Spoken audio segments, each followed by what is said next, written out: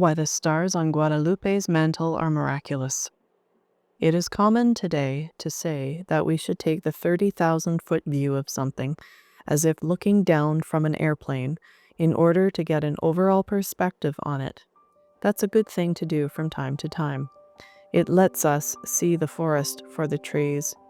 So let's take a 30,000-foot view of the delightful story of the Virgin Mary who appeared on a hilltop in Mexico City exactly 490 years ago today. It's the story of Our Lady of Guadalupe. In keeping with our theme, we're going to look at the overall marvel of the Guadalupe event, not all the details of the apparitions. Cascading miracles. Something miraculous happened on that hill on December 12th of 1531. It wasn't just the miracle that imprinted her image on a piece of rough cloth called a tilma, which you can still see today in the basilica built on the same hill, nor the miraculous healings and wonders that accompanied the public showing of the image. It was rather something like a new Pentecost that blasted open a whole new hemisphere of the globe that had never heard of Christ before. It was that the Virgin Mary came, personally, to evangelize the entire New World. She came to the Americas. She came to us. Her choice to appear at that specific place and time set off a series of cascading miracles that can best be seen from the wider angle, particularly from the perspective of church history. History viewed from above. In the first few decades of the 1500s, the Catholic Church in Europe quite literally blew apart. Martin Luther openly declared his rebellion against the Catholic Church in 1519 and set in motion certain political processes which would shatter Christian unity in the West.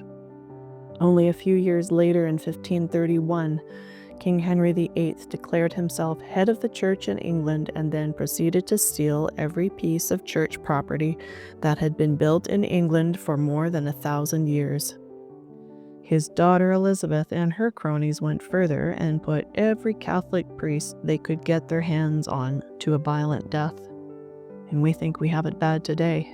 The whole sad tale involves the division of Europe into Catholic Protestant spheres and more than a century of violence that killed hundreds of thousands, Christians against Christians.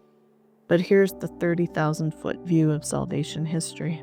At the very moment the Protestant rebellion was shattering the church and taking 5 million Catholics away from their natural home, Our Lady appeared in another part of the world and added 9 million new souls to the ranks of Christ's church. The Native American populations of the time received her miraculous appearance as if God himself had come to them, which in fact he had, that is, carried by his mother. She was his heavenly missionary, and the natives converted to the church in the millions. They say God doesn't close a door, but he opens a window. Geography viewed from above. 30,000-foot perspective on the geography of the Guadalupe event is just as interesting. Our Lady appeared on a low-lying hill on the outskirts of what we call Mexico City today.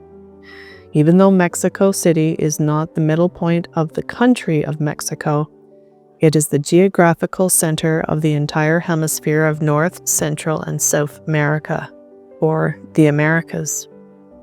The red star on the map indicates the place of Our Lady's appearance. It's not that everyone in the Americas got word of the apparitions. The US and Canada didn't even exist at that time. It's rather that Our Lady placed her banner over the whole hemisphere as the patroness of all Christian missionaries who would later come to America's shores, bringing the message of the true God to people who walked in the darkness of their pagan beliefs. As I said, it's hard to imagine a more successful missionary effort apart from the day of Pentecost itself, the woman of Revelation. Perhaps the powerful draw of the tilma of Our Lady of Guadalupe has to do with the way she resembles the biblical image of the heavenly woman in the book of Revelation. A great sign appeared in the sky, a woman clothed with the sun, with the moon under her feet, and on her head a crown of 12 stars. Revelation chapter 12, verse 1. The tilma of Guadalupe contains all of this imagery. She is surrounded by the rays of the sun and stands on a crescent moon. But the image of the stars is what I'd like to focus on. The biblical image describes her as crowned with stars, which, as we shall see, is literally true of Guadalupe, but it is much more. She actually wears the stars as her cloak. An astronomical phenomenon.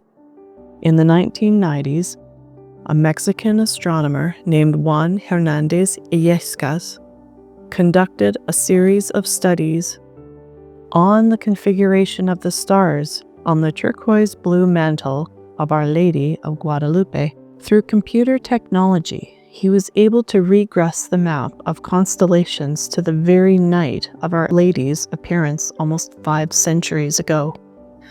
What he found was a convergence of astronomical marvels that defies belief. For example, the 46 stars visible on Guadalupe's mantle are the exact representation of the constellations in the night sky over Mexico on December 12, 1531. In 1531, Mexico was still using the old Julian calendar, which was 10 days off from the modern calendar. That places her appearance on the morning of the 22nd of December, the winter solstice, which is the longest night of the year. After the solstice, the daylight grows longer. Our Lady appeared at dawn that day, bringing the dawn from on high, Christ himself, and signaling an end to the darkness of paganism.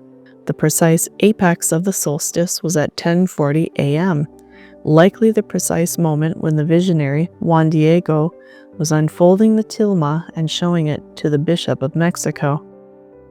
As we view the tilma, the constellations of the northern sky appear on the right side of her mantle, while the southern constellations appear on the left side. The configuration of the various constellations in the night sky tells another story. 1. Wrapped. The blue mantle represents the heavenly panorama, as if Our Lady were wrapped in a panoply of stars. If the tilma were to be opened out to its fullness, like this unfolded oil wrapper, we would see all the constellations at once. Some of the folds of her garment obscure the full view of a few, and others wrap around the back. Visible constellations. Only 15 of the known 89 constellations appear on her mantle because those 15 were the ones visible in the night sky over Mexico that night. 3. The invisible constellations. 5 other constellations are not visible but would have been displayed on her head, tunic, and feet because of their relative positions in the firmament, and their invisible placement contains some astounding theological messaging. Invisible constellations underlined in yellow below. Leo, the lion over Hurun, see Revelation chapter 5, verse 5. Leo's main star is called Regulus, which means little king, the Christ child. Corona Borealis, the northern crown, over her temple or forehead, she does indeed wear a crown of stars. Revelation chapter 12, verse 1. Virgo, the Virgin, over her pure heart. Gemini, the twins, over her knees or lap, often called the seat of wisdom. And Orion, the warrior or hunter, over the angel below. Some say the angel represents the great warrior prince of the heavenly host, Saint Michael. Visible constellations. Southern hemisphere, on the left side. Bootes, the hunter. Coma Berenices, the diadem. Canes Venatici, Bootes, hunting dogs. Ursa Major, the bear. Draco, the dragon. Auriga, the charioteer. Taurus, the bull. Northern hemisphere, on the right side. Ophiuchus, the serpent holder, Scorpio, the scorpion, Libra, the balance scales, Hydra, the water serpent, Lupus, the wolf, Sagittarius, centaur with bow, Southern Cross, Canis Minor, Orion's hunting dog. Two final celestial phenomena. The Guadalupe event occurred on the very same day that Halley's Comet was visible on the horizon over Mexico. Why should we be surprised that a shooting star would announce the birth of a new civilization? The birth of Mary's child was also heralded by a miraculous star in the night sky. Perhaps the most astonishing revelation of Dr. Hernandez's study was that the constellations that appear on Our Lady of Guadalupe's mantle are actually inverted. North should be south and vice versa. That means that when we see them, we are not viewing them from the vantage point of standing on earth looking upward. We are viewing them from above, as if God Himself were hovering over His blessed creation and looking down on us through the eyes of His mother. You know, the 30,000-foot view.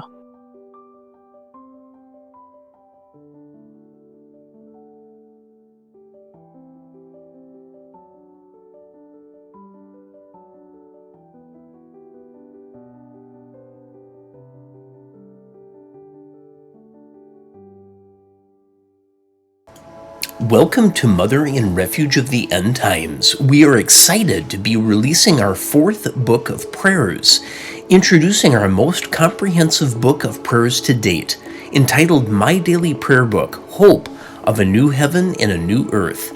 This collection of the most beautiful prayers is dedicated to and inspired by the Queen and Mother of the End Times.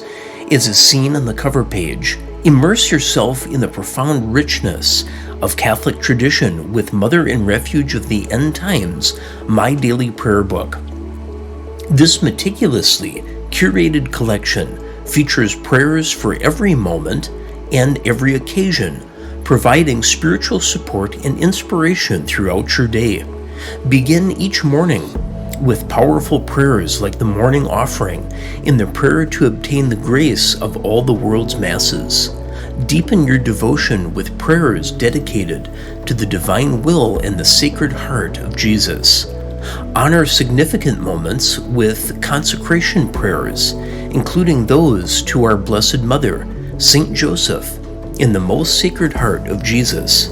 Engage in heartfelt devotions to the precious blood in the Holy Rosary, and find comfort in the timeless supplications to Our Lady. Enhance your spiritual armor with prayers for protection, conversion, reparation in the Holy Trinity. This comprehensive prayer book also includes special sections for confession, Mass, the Holy Souls, bedtime, and saint intercessions, ensuring you are spiritually fortified at all times. Perfect for personal devotion or as a thoughtful gift, this prayer book is your companion in faith, offering solace, strength, and a deeper connection with God. Enrich your spiritual journey today and embrace the power of prayer with Mother in Refuge of the End Times, My Daily Prayer Book. As always, we thank you so much for your support of this ministry, and may the Lord always shed His grace and love upon you.